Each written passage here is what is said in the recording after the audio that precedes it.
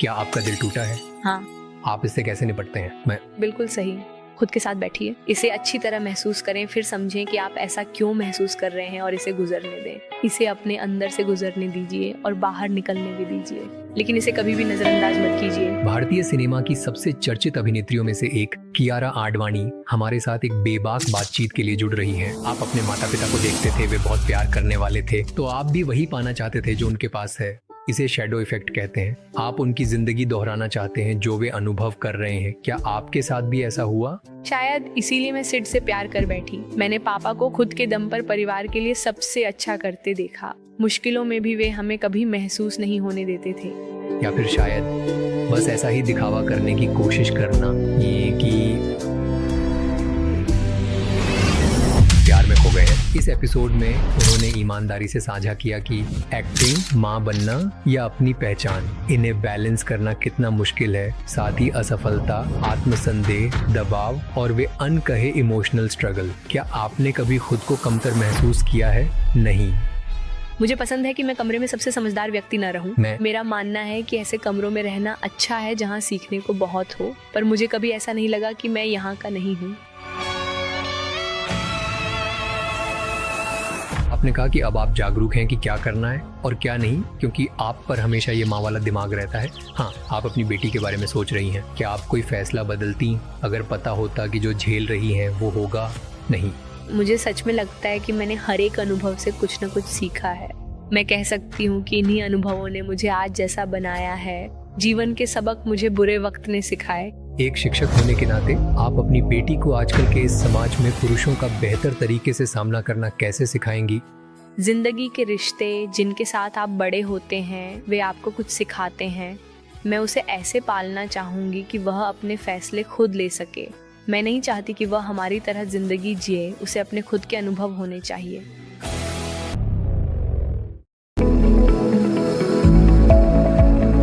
माँ बनने के बाद क्या बदल जाता है? सब कुछ। आपके व्यक्तित्व में एक इंसान के तौर पर?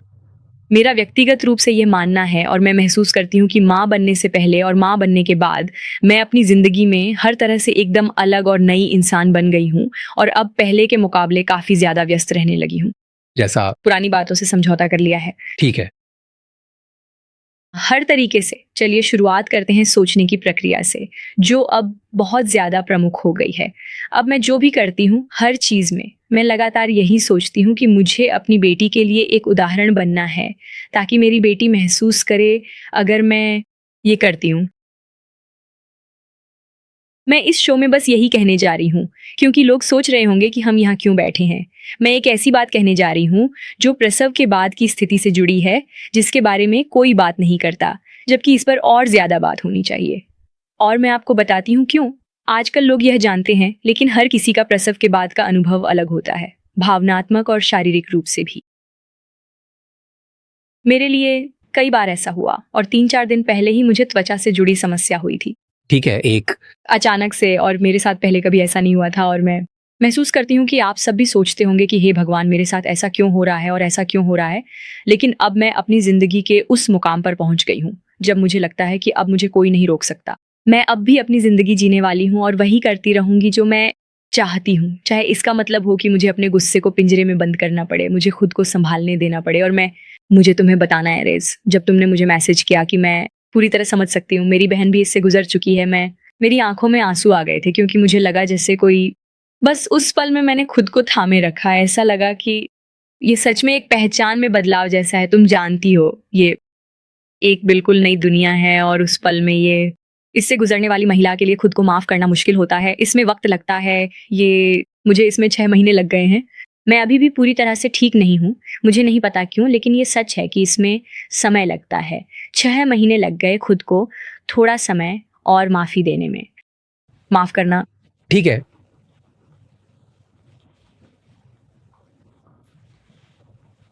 क्योंकि जब आपको एहसास होता है कि आप सबके लिए इतना कुछ कर रहे हैं,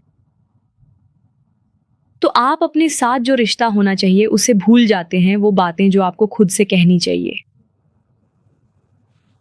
शायद मेरे लिए मेरी पूरी जिंदगी मैं हमेशा दूसरों के बारे में ही सोचती रही हूँ। मेरे बच्चे के जन्म के बाद जो सबसे बड़ा बदलाव आया है वो ये है कि आखिरकार मुझे अपने साथ उस रिश्ते को समझने और उसकी देखभाल करने का समय मिला जिसकी मुझे ज़रूरत थी, और ये सबसे अच्छी बात है। मैंने अपने लिए ऐसा कभी नहीं किया था। 34 साल बाद चलो मान लेते हैं कि मैंने कभी अपनी सीमाएं तय नहीं की, मैंने कभी खुद से ज़रूरी और कठिन बातें नहीं की। कभी कभी मैं हर चीज़ के बारे में बहुत आलोचनात्मक हो जाती थी, या जो भी कर रही हूँ उसके बारे में सोचती थी। मैंने कभी खुद पर ध्यान नहीं दिया, खुद को समय नहीं दिया।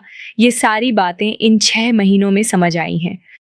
लेकिन इन 6 महीनों में जब आप अपने बारे में बहुत ज्यादा आलोचनात्मक हो जाते हैं, शुरुआत में, लेकिन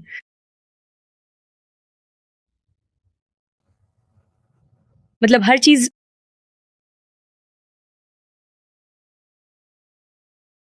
अगर मैं कुछ पढ़ती थी तो वो मुझे बहुत प्रभावित करता था। अगर मैंने अपने बारे में कुछ भी पढ़ा, नेगेटिव हो, चाहे वो कुछ भी नेगेटिव हो या किसी और के बारे में भी कुछ हो, मैं अक्सर उसी में खो जाया करती थी। हर चीज को लेकर बहुत डिफेंसिव हो जाती थी, या ये एक सर्पिल जैसा है। कभी कभी नहीं, कई बार सोशल मीडिया भी एक सर्पिल बन सकता है। तो ये फेज जब आप घर पे बैठे होते हैं, लोग कहते हैं कि आप घर पे तो कुछ नहीं कर रहे हो, लेकिन ऐसा नहीं है। मुझे लगता है कि एक माँ जितना काम करती है, कोई भी माँ या कोई भी जो घर संभालता है, उस मायने में वो किसी भी चीज़ से ज़्यादा है। और या फिर मैं आपको बताऊं, मैं हमेशा से ऐसी रही हूँ जिसने अपनी ज़िंदगी के हर हिस्से में काम किया है, चाहे वो कोई भी संकट हो, मैंने सब कुछ किया है, हासिल किया है। और अचानक से जब बच्चे का जन्म हुआ तो मैं चाहती थी कि मैं वो समय पूरी तरह से खुद को और अपने बच्चे को दूं, उससे भी कहीं ज़्यादा समय बस पूरी तरह से उस पल में रहना चाहती थी। फिर भी भविष्य को लेकर बहुत उत्साहित थी, योजनाएं बना रही थी कि आगे क्या करना है, और अपनी फिल्मों के लिए मीटिंग्स ले रही थी। सब मेरा चल ही रहा था। अब इटली में नहीं हूँ, और क्योंकि मैं रही हूँ। ये तरीका आपके वर्क फ्रॉम होम के एक सुखद सफर को दर्शाता है। मुझे लगता है कि ये और भी ज्यादा चुनौतीपूर्ण रहा है, क्योंकि इसमें हासिल भी दोगुना है। आप सचमुच किसी की जिंदगी के लिए जिम्मेदार हैं और अचानक पूरे घर को एक अलग तरीके से चला रहे हैं। एक नई लहर है कि आपके घर में चीजें कैसे चल रही हैं, और साथ ही आप अपनी खुद की पहचान को भी थामे हुए हैं। लेकिन यह एक नई पहचान भी है, सही है। जो आप करना चाहते हैं वह शायद मुझसे थोड़ा अलग हो सकता है। आपके पास अलग अलग विचार हो सकते हैं कि आप क्या करना चाहते हैं, न सिर्फ एक अभिनेता के तौर पर बल्कि शायद अन्य क्षेत्रों में भी। यह समय सच में आपको बैठकर सोचने, विचार करने और आत्ममंथन करने का मौका देता है कि आप जीवन में क्या क्या करना चाहते हैं, उन चीज़ों के अलावा जो आप पहले से कर रहे हैं। क्योंकि मैं वीडियो में सब कुछ नहीं बता सकती, लेकिन ये सब मिलकर आजकल के इन दिनों में बहुत सारी नई और विभिन्न चीज़ें बन रही हैं। तो मैंने एक बहुत अच्छी बात पढ़ी कि आपकी माँ आपके लिए आपके बिस्तर के नीचे नोट्स रखती थी जब वे प्रेग्नेंट थी। क्या होता था नोट में? आज प्रेग्नेंट, ओके शायद पूरे नहीं, बचपन से ही। और कभी कभी नोट्स होते थे, कभी वो आते थे तो स्कूल से जब मैं वापस आती थी, मैं आशा करता हूं कि तुम्हारा दिन अच्छा रहा हो, इससे पहले कि तुम भूल जाओ, वह हमेशा तुम्हें प्यार करती थी, जानती हो। बस ऐसे ही उसे ये प्यारे इशारे करना बहुत पसंद था ताकि तुम्हें खुश कर सके। ये बस स्नेह दिखाने का उसका तरीका था। सच तो ये है कि देखा जाए तो आज भी आमतौर पर हम ऐसी कुछ खास प्रैक्टिस जारी रखते हैं। तो आज उन्होंने मुझे मैसेज किया, वैसे क्योंकि आज मैं बहुत लेट हो रही थी।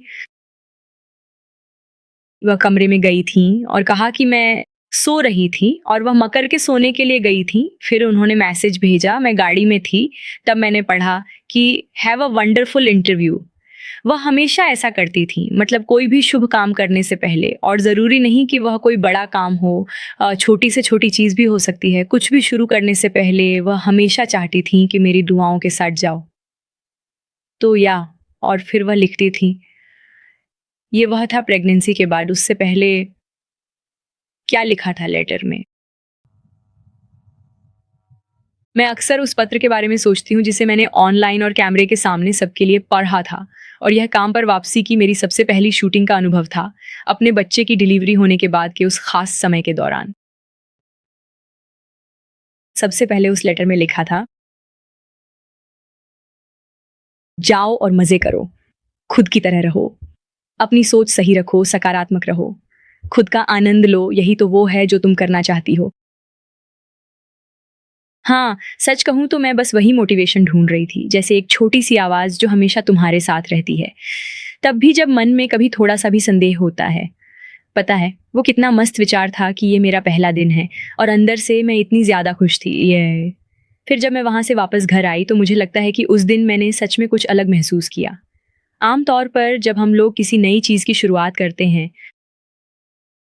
फोटोशूट करते हैं, 45 मिनट में हो जाता है। उस दिन कुछ पूरे 89 घंटे तक मैं शूट कर रही थी। मैं भी मतलब उनको और लुक्स चलो करते हैं, मैंने सरेंडर कर दिया क्योंकि मेरे लिए अपने घर जैसा ही एमटीएम इतना लंबा था। बस वही था। Just over again.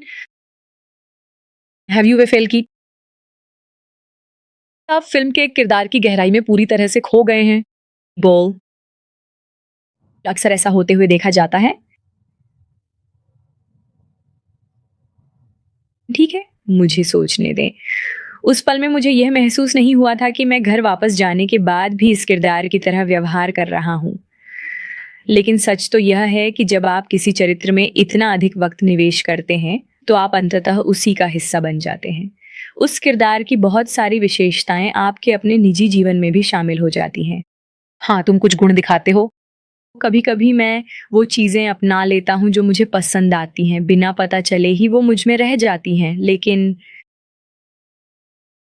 लेकिन बहुत बार मैं सीन में इतना खो जाता हूँ परफॉर्म करते समय कि मैं पूरी तरह से भगवान के लिए, मुझे ऐसा महसूस होता है कि एक्शन और भगवान के बीच मैं पूरी तरह से प्रेजेंट रहने की पूरी क्षमता रखता हूँ। और शायद मैं एक ऐसा इंसान हूँ जो या तो सब कुछ देता है या कुछ भी नहीं। अगर मैं तुम्हें कुछ दूंगा तो अपनी पूरी क्षमता से दूंगा। अच्छा लगा ओवरऑल लाइफ का। Feel so. पॉडकास्ट में कुछ एक्टर्स ने कहा है कि जब भी वे कोई सीन करती हैं वे उसमें पूरी तरह डूब जाती हैं और कभी कभी फिल्म करने के बाद घर जाकर भी उसी तरह बर्ताव करने लगती हैं। वैसे जैसे कि उस किरदार की तरह एक एक्टर ने बताया था कि मैं बहुत ही गुस्से वाला बन गया था, खुद से भी नफरत करने लगा था और दूसरों से भी। मेरे साथ कुछ ऐसा भी हुआ था कि एक अभिनेत्री ने यह बताया कि जब वह एक ऐसे गंभीर किरदार को निभा रही थी जिसमें वह एक पीड़िता बनी थी और उस फिल्म में उनके साथ कई यौन उत्पीड़न जैसी दुखद घटनाएं होती हैं, तो उन्हें अपनी असल जिंदगी में भी डर लगने लगा और वह खुद को बहुत बुरा और असहज महसूस करने लगी, जैसे कि वह सचमुच में वही सब झेल रही हो। जो भी बोल रहा है झूठ बोल रहा है, ऐसा कुछ नहीं होता। हर एक्टर को सब कुछ बताया जाता है और उन्हें पूरी ट्रेनिंग दी जाती है। तो मुझे लगता है कि हर एक्टर को कुछ खास किरदारों के साथ ऐसा महसूस होता ही होगा, लेकिन मुझे नहीं लगता कि हर किसी का निजी अनुभव बिल्कुल एक जैसा ही होता है। लेकिन इसके बाद भी हाँ, सच तो ये है कि कुछ ऐसे किरदार होते हैं जिनसे आप बहुत ही गहराई से जुड़ जाते हैं। शायद उस फिल्म की तैयारी के दौरान आप एक ऐसी जगह पहुंच जाते हैं जो आपके लिए भी बिल्कुल नई और अनजानी होती है और वो एहसास आपके साथ बहुत लंबे समय तक बना रहता है। ये सिर्फ फिल्म से भी कहीं ज्यादा है, जैसे जब आप उस गुस्से वाली बात के बारे में बता रहे थे। मुझे अच्छी तरह से याद है तुम गिल्टी में थे। ये एक ऐसी फिल्म थी जिसे मैंने बहुत ही विद्रोही अंदाज में किया था। वह किरदार भी पूरी तरह से विद्रोही थी और फिल्म का मुद्दा भी काफी ज्यादा गंभीर और महत्वपूर्ण था कि मुझे लगता है कि अपने आप ही वो भावनाएं बाहर आ जाती थीं, कुछ घर भी चली जाती थीं और मुझे वो मूड वापस लाना पड़ता था। ये सब सेट के बाद भी रहता था। हाँ, मेरा मानना है कि जैसे जैसे आप सफर करते हैं अनुभव भी इसी तरह होता है। आप जानते ही हैं कि हर किसी की अपनी प्रक्रिया अलग होती है। मैं अक्सर खुद को बहुत ही गहरे और भावनात्मक दृश्यों के बीच में पाता हूँ। कभी कभी मैं इतना ज्यादा दे देती हूँ कि यह सब कुछ बाहर निकाल लेता है और जब आप सच में वापस घर लौटते हैं, जैसे कि आपने बहुत रो लिया हो, तो आप खुद को बहुत हल्का महसूस करते हैं और वो एहसास मुझे बहुत संतुष्टि और सुकून देता है जब मैं उस भावुक सफर से गुजरती हूँ। अंदर से उस खास सीन में वो सब बाहर लाने के लिए बहुत मेहनत करनी पड़ती है। सब कुछ बाहर निकाल देती हूँ और फिर घर जाकर ऐसा लगता है कि मैंने सब कुछ दे दिया। कभी कभी आप खुद को बहुत थका हुआ महसूस करते हैं, बस यही है। तो मैं भावनात्मक दृश्यों में मैं ये जानती हूँ कि मैंने अपनी पूरी ताकत और अपनी पूरी भावनाएं दे दी हैं। मैं संवेदनशील और भावुक हूँ, इसी वजह से ऐसा होता है। तो मुझे लगता है कि मेरी भावनात्मक कीमत है, इसलिए वो इस तरह बाहर आ जाती है। लेकिन इस सफ़र के दौरान मैंने अपने बारे में कुछ तरकीबें भी सीख ली हैं, जिससे मैं तुरंत ही कट के बाद खुद को अलग कर सकती हूँ, अगर मैं चाहूँ तो। और वो पूरी तीव्र भावना एक बिल्कुल सामान्य और तटस्थ स्थिति में जा सकती है। पर वो अब वो आ गया है और मैंने ये रास्ते में सीखा। अपनी पहली फ़िल्म के दौरान मुझे पता नहीं था कि भावनाएँ कैसे सँभालूँ, तैयारी कैसे करूँ, मैं ये कैसे करूँगी। तो मैंने दूसरी अभिनेत्रियों के इंटरव्यू से उनकी प्रक्रिया समझी, चाहे वो संगीत हो या फिर किसी जगह पे जाकर अपने ट्रिगर पॉइंट्स ढूँढना, ये सब तो हम सब करके मैंने। मुझे आज भी याद है कि हम सेट पे सुबह के करीब 7 बजे पहुँच गए थे, लेकिन मेरे शॉट के लिए मुझे शायद शाम के 4 बजे बुलाया गया था, ठीक है? तो सुबह 7 बजे से लेकर शाम के 4 बजे तक मैं वहीं बैठी रही और उस विशेष भावना को अपने भीतर महसूस कर रही थी, जिसे मुझे स्क्रीन पर दिखाना था। उस भावना को मैं महसूस कर रही थी। मुझे लगता है कि मैंने उस भावना को महसूस किया और तभी मुझे लगा कि कभी-कभी स्विच ऑन स्विच ऑफ ही काफ़ी है। मेरा मतलब है, अगर आपको किरदार की समझ है, उसकी सीमाएँ पता हैं और आपने पूरी तैयारी कर ली है, तो सेट पर फ्लो में आना चाहिए। लेकिन अब मैंने अलग-अलग प्रक्रियाओं से गुज़रने के बाद अनुभव किया है, लेकिन हर फ़िल्म के लिए ये अनुभव अलग होता है। हर सीन, हर डायलॉग और हर भावना को अपने अंदर तक महसूस करना हमेशा ज़रूरी नहीं होता है। लेकिन अगर आप कुछ महसूस करते हैं, खासकर मेरे साथ कैमरे पर मेरी भावनाएँ चेहरे पर दिख जाती हैं, आप देख सकते हैं। अगर मैं खुश हूँ या तनाव में हूँ, तो वो मेरे चेहरे पे साफ दिखता है, बिल्कुल असल ज़िंदगी की तरह। मैं कुछ छुपा नहीं सकती, मेरा चेहरा ही सब कुछ बता देता है। तो जब एक्टिंग में यही होता है, ये थोड़ा पागलपन जैसा है। मुझे नहीं पता कि मैं ये अपने प्रोफ़ेशनल नज़रिए से कह रही हूँ या नहीं। जी। असल ज़िंदगी में जैसे कि आप देख सकते हैं, मेरे चेहरे पर कुछ भी छुपा नहीं रहता, ऐसे कभी नहीं होता। आप खुद के बारे में क्या सोचते हैं? किस तरह के एक्टर हैं आप? जैसे आप अच्छे एक्टर हैं, बुरे एक्टर हैं या सीखने वाले एक्टर हैं? कुछ ऐसा जिससे आप गुज़रते हैं? आपकी त्वचा में आपको अपने बारे में क्या लगता है? मेरी अपनी सोच और मेरे लिए लोगों का नज़रिया। मुझे लगता है कि मैं अभी भी सीखने की एक प्रक्रिया में हूँ, जहाँ कई अनछुई संभावनाओं को मैं आपके साथ मिलकर तलाश रही हूँ कि मैं और क्या कर सकती हूँ। हाँ, चलो और गहराई में चलते हैं। मुझे उस पल तक ले चलो जब आपने सच में महसूस किया था। ओह! ओके। ये मैंने कर दिखाया। सच कहूँ तो मैं बहुत ही बेकार जा रही हूँ। मुझे नहीं पता। बिल्कुल वैसे ही जैसे उस सीन में हुआ था। गॉड! तो सिरसा की शूटिंग के दौरान मुझे अच्छी तरह से मालूम था, मैंने खुद से कहा था, ये शिकार न्यू आई मैंने बायो पर आखिरी बार देखने के बाद वास्तव में गहराई से बिल्कुल वैसा ही महसूस करना शुरू कर दिया। आई फील इनसाइड एक अभिनेता के तौर पर जब आप अपना सीन पूरा कर लेते हैं तो आप जानते हैं कि बात सही या गलत की नहीं है, बल्कि असल बात यह है कि क्या यह फ़िल्म लोगों को पसंद आएगी? क्या मैं उस पल में उसे महसूस कर रही थी? तो शायद हमारा संवाद और बेहतर चल पाता और शायद आप भी उसे समझ नहीं पा रहे थे। दैट ऑल्सो मुझे पूरी उम्मीद है कि आपने इसे अगले चरण में अच्छी तरह से कवर कर लिया होगा। लेकिन बेटा, मैं देख सकता हूँ कि और भी कौन-सा है जिससे मुझे लगता है कि मैं क्योंकि वो सच में आपके साथ रह जाते हैं जवाब। मुझे लगता है कि मैं मिला और भी बहुत सारे हैं, लाखों में हैं। एक बता दो। आओ मेरी फ़िल्मों के बारे में बात करते हैं। एलनान? नहीं, नहीं, मैं तो बहुत ही बड्डा हिंदी लवर हूँ। हिंदी सिनेमा लवर टाइप से ही मूवी देखता हूँ। देखो, मुझे जज मत करना, पर एक्टर एकदम मस्त था और सच में मुझे कई बार मज़ा आ गया। वो जिनमें मैं नहीं हूँ, मुझे लगता है मुझे ऐसा बिल्कुल नहीं लगता। तो बहुत सारी ऐसी फ़िल्में देखी हैं जो ठीक थीं फिर भी लेकिन यही है, मुझे नहीं पता। ख़ास तौर पर अगर आप पूछें तो मेरा मतलब है और भी दिलचस्प तब होता अगर मैंने कोई ऐसी फ़िल्म बताई होती जो अच्छी चली हो, जिसे मैं याद रख सकूँ। आपने मुझे इस पर डाल दिया है। अरे प्लीज़ मम्मी, क्या होता है? मोमिन जी, मुझे सारी फीलिंग्स और इमोशंस बताओ, मोमिन का क्या होता है? ठीक है। बहुत सारी हैं, मैं कहाँ से शुरू करूँ? ठीक है। मुझे ये ज़ोन बहुत पसंद है। तो एक तरफ तो ये ज़ाहिर है कि बहुत खूबसूरत है, जैसे आप सोच रहे हैं कि आप एक बच्चे के बारे में सोच रहे हैं और इसमें बहुत खुशी होती है और गहराई से अनुभव भी होता है। साथ ही बहुत सारा मल्टीटास्किंग भी लगातार चलता रहता है, जैसे एक ही समय में 3 चीज़ों के बारे में सोचना। जैसे मैं यहाँ हूँ और तुम्हें देख रही हूँ, लेकिन मेरा दिमाग भी थोड़ा सा, समझ रही हो ना, उन सारी चीज़ों के बारे में सोच रहा है जो हो रही हैं, और मैं बस अभी के पल में रहना चाहती हूँ। और मैं ऐसा कर भी सकती हूँ क्योंकि पिछली 2 बार जब मैं सेट पर गई थी और शूटिंग कर रही थी, मैं बहुत भाग्यशाली रही हूँ। हर बार जब भी मैं काम के लिए या वैसे ही बाहर जाती हूँ, मेरी माँ घर पर होती हैं और मेरे लौटों का ध्यान रखती हैं, और यही सबसे बड़ी बात है।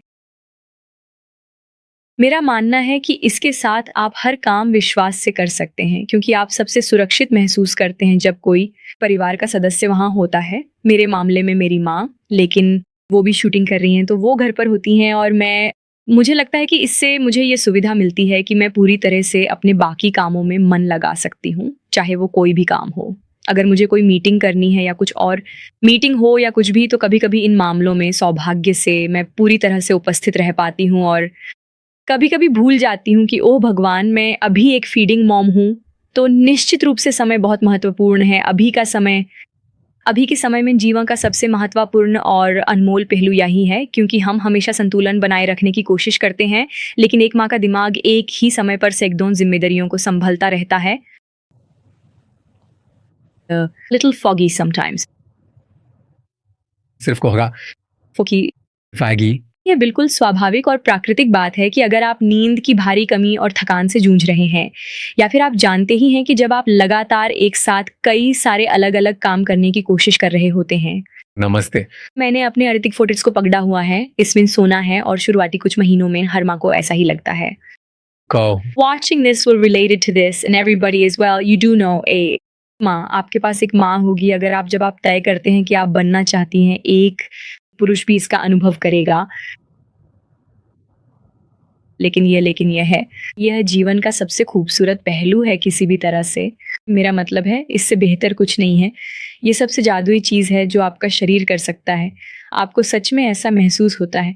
आप जानते हैं, जब भी सुपर पावर या सुपर ह्यूमन चीज़ों की बात होती है, मैं केवल एक माँ की ममता और उसके बच्चे का प्यारा रिश्ता और उनका आपसी स्नेह,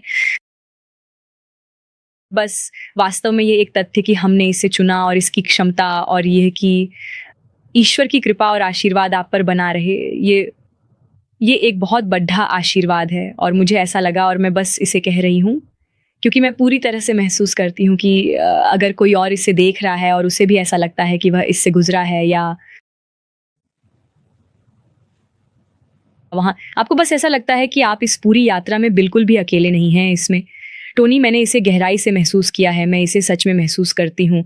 ये बहुत भावुक कर देने वाला पल है, लेकिन मुझे बस ऐसा लगता है कि मेरे लिए जिस चीज़ ने 6 महीने के पोस्ट बैटन के समय से बाहर निकलने में मदद की, वह मेरा गोल गैंग था। वह बहनों जैसा साथ और माताओं का वह नेटवर्क, वह अद्भुत था। हे भगवान, ये लोगों का वो समूह है जो जानते हैं कि आप किस दौर से गुजर रहे हैं। वहाँ ऐसा लगता है जैसे आपको अच्छी तरह समझा जा रहा है। मैं खुद भी इसे तब तक नहीं समझ पाया था जब तक मैं खुद उस अनुभव से नहीं गुजरा। असल में जब मैं when I सादिया के जन्म से पहले मेरे दोस्तों के बच्चे हुए, मैं जाती थी, मौजूद रहती, पर मुझे नहीं पता था कि क्या कहना चाहिए। मैं कभी समझ नहीं पाई कि जब दुनिया की सबसे खूबसूरत चीज़ आपके साथ हो रही है, तब भी कोई इतना भावुक क्यों महसूस करता है। तुम जानती हो, और तुमने यही चाहा था, और अब ये तुम्हारी जिंदगी में हो रहा है, तो फिर तुम इतनी भावुक क्यों महसूस कर रही हो।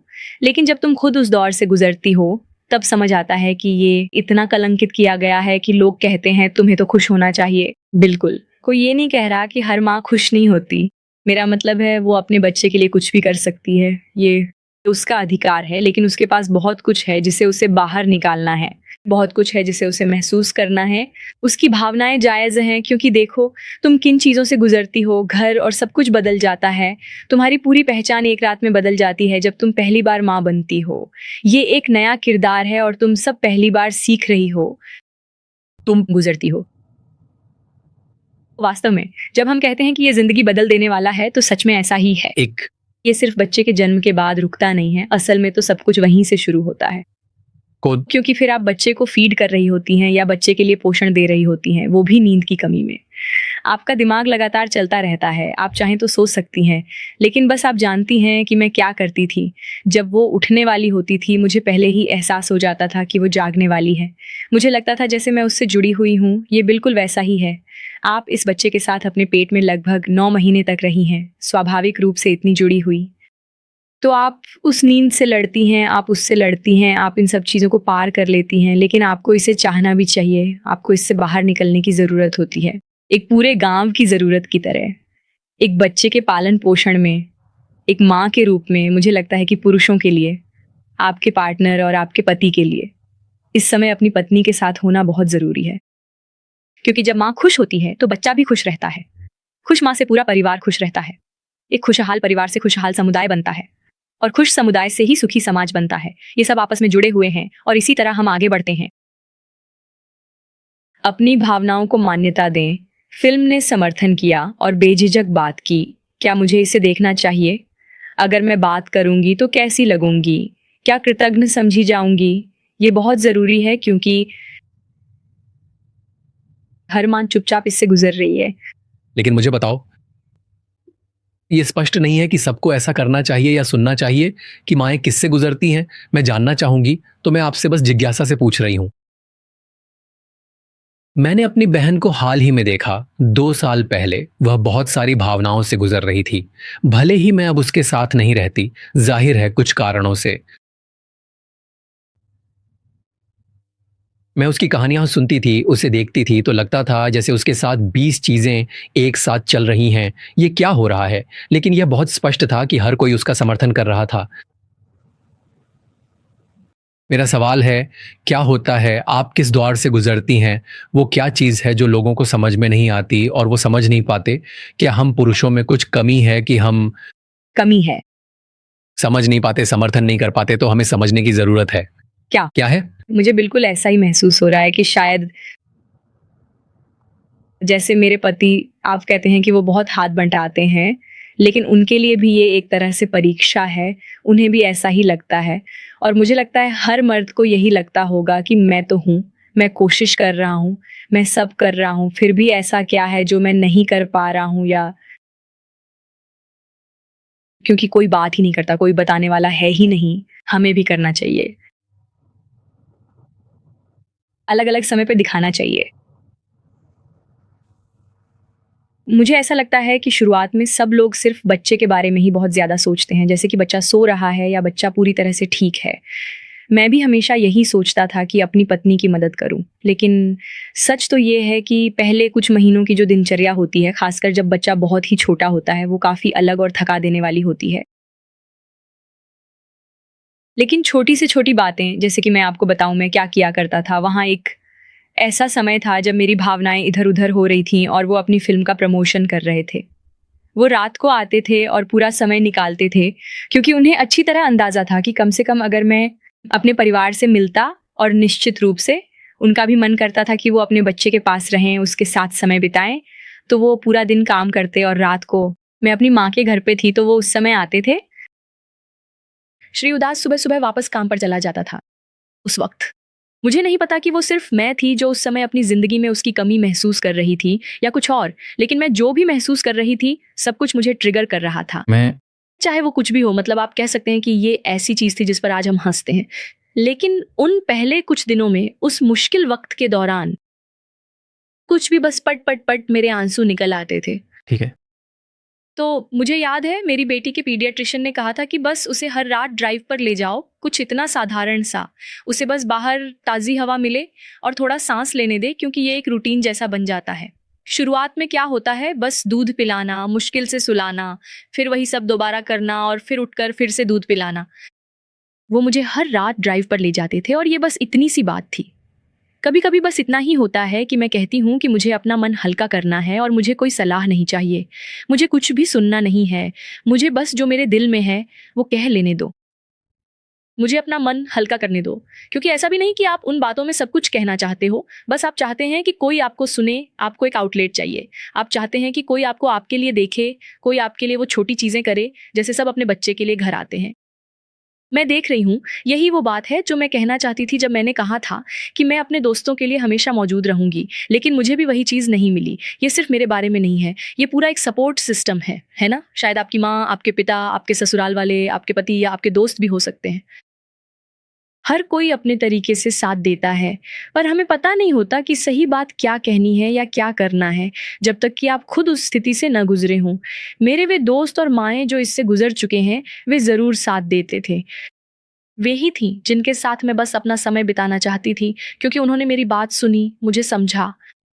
हम सभी इस जैसी एक यात्रा से गुजर चुके हैं, तो ऐसा लगा जैसे महिलाओं का एक समुदाय एक दूसरे की मदद कर रहा हो, इस सब में एक दूसरे को देख रहा हो। ये बिल्कुल सच है। अब जब आप मुझे बता रही हैं तो ऐसा लग रहा है जैसे एक लाइट बल्ब जल गया हो। अब ये ऐसा है कि आप शुरू के कुछ दिनों की बात कर रही थी। नहीं, और यह सिर्फ शुरू के कुछ दिनों में ही नहीं, ये हो सकता है महीनों तक। पोस्टमार्टम 6 महीने बाद भी हो सकता है, ये 1 साल बाद भी हो सकता है, ये आ सकता है और जा सकता है। हाँ, ये नहीं है, यहाँ तक कि हमारे रिसर्च में भी नहीं है जो इस पर हुई है।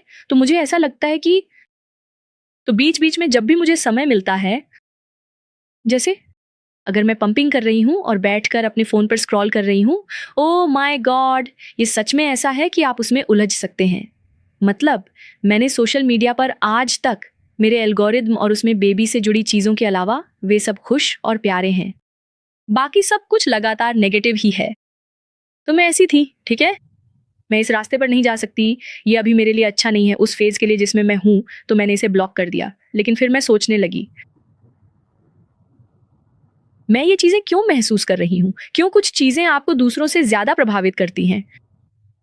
जितना ज़रूरी है उससे भी ज़्यादा। क्या दूसरों के विचार या उनकी राय या इस तरह की कही गई बातें आपकी सच्चाई बन जाती हैं? नहीं। तो तभी मुझे एहसास हुआ कि मैं कौन हूँ? मैं किसके लिए खड़ी हूँ? क्या मैं वही इंसान हूँ? अब मेरे लिए ये समझना बहुत ज़रूरी है कि मैं वास्तव में कौन हूँ और मेरी पहचान क्या है।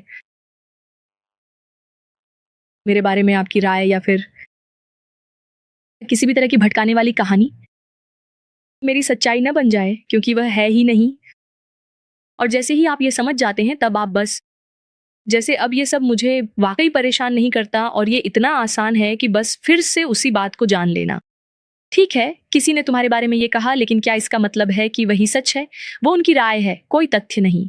तथ्य और राय में फ़र्क होता है, और काश मैं ये बात अपने 18 साल के खुद को बता पाता, क्योंकि जब आप बड़े हो रहे होते हैं और अपने सबसे मेरे लिए 2 साल या जब आप जिंदगी की शुरुआत कर रहे होते हैं, तो एक साथ बहुत कुछ होता है। आज के समय में मेरा मतलब है कि सोशल मीडिया तो हमारे जीवन में काफ़ी बाद में आया, लेकिन हमारे बाद की पीढ़ी इसी में बड़ी हो रही है, और ये डरावना है क्योंकि आपकी मान्यता सोशल मीडिया से नहीं आ सकती।